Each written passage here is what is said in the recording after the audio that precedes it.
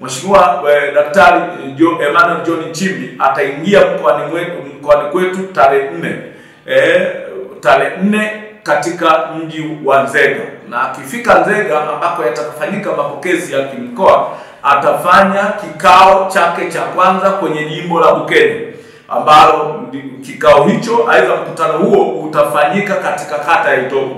Wana Bukene wote tunatumia fursa hii kualika tukutane katika viwanja vya Itobo. Hapo ndipo patakuwa na kikao cha kwanza cha Mheshimiwa Daktari Balozi Emmanuel John Nchimbi, ambapo ndipo mkutano wake utakapoanza. Na mkutano unatarajia kuanza mnamo majira ya saa 4 kamili pale Itobo. Na baada ya hapo msafara wa mgombea mwenza utaelekea katika jimbo la Manonga, ambapo Mheshimiwa mgombea mwenza atafanya kuwasalimia wananchi wa jimbo la Manonga katika viunga vya mji wa Ziba. Kwa hiyo Ziba pale tutakuwa na makutano ya watu wote wa jimbo la Manonga. Tutakutana pale katikati yetu kwenye center kubwa kabisa.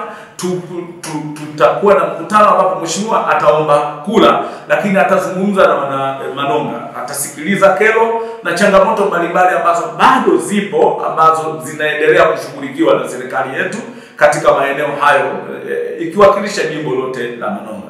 Baada ya hapo Mheshimiwa Daktari Balozi Emmanuel Nchimbi ataelekea katika jimbo la Nzega vijijini, ambapo jimbo la Nzega vijijini wananchi wa kata ya Ndara na maeneo yote watabeba dhima ya kuwakilisha na kusikiliza sera za Chama cha Mapinduzi katika viunga vya mji wa Ndara. Kwa hiyo hapo ndipo Mheshimiwa Daktari Balozi Emmanuel Nchimbi atakapofanya mkutano kwenye jimbo hili.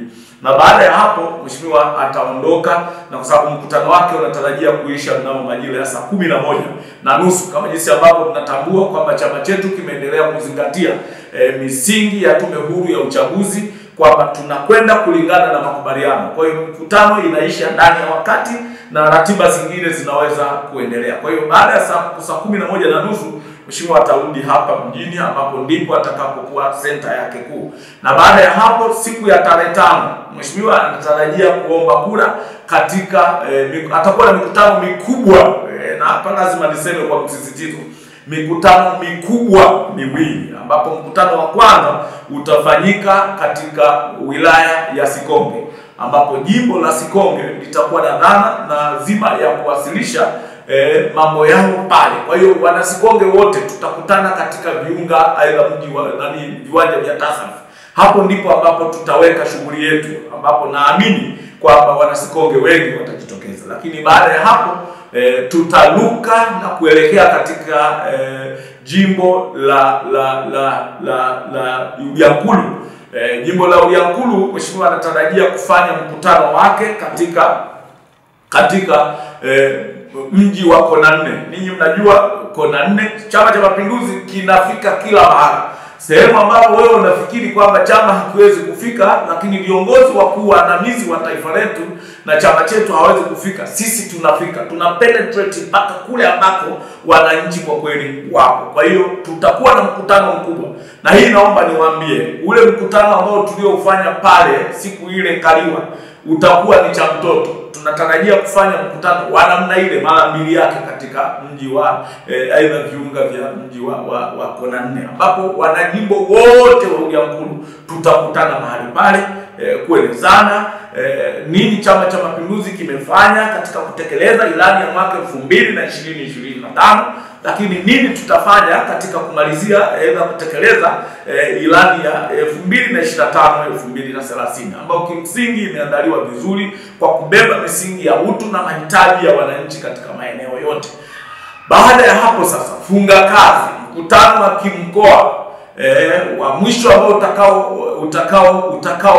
utakaofunga kazi utafanyika katika viunga vya Kigwa katika jimbo la Igalula, ambapo tarehe 6 hapo ndipo tutakapohitimisha ziara ya kiongozi wetu huyu mkuu ambaye ni makamu mgombea mwenza wa chama chetu kwenye nafasi ya urais. Kwa hiyo Kigwa tutamalizia tarehe 6, tutakuwa na mkutano mkubwa wa Naigalula ambao naamini kabisa Mheshimiwa makamu aidha mgombea mwenza atapata fursa ya kueleza kama nilivyosema yapi yamefanyika katika kipindi kilichopita na yapi yatakayofanyika katika kipindi kijacho.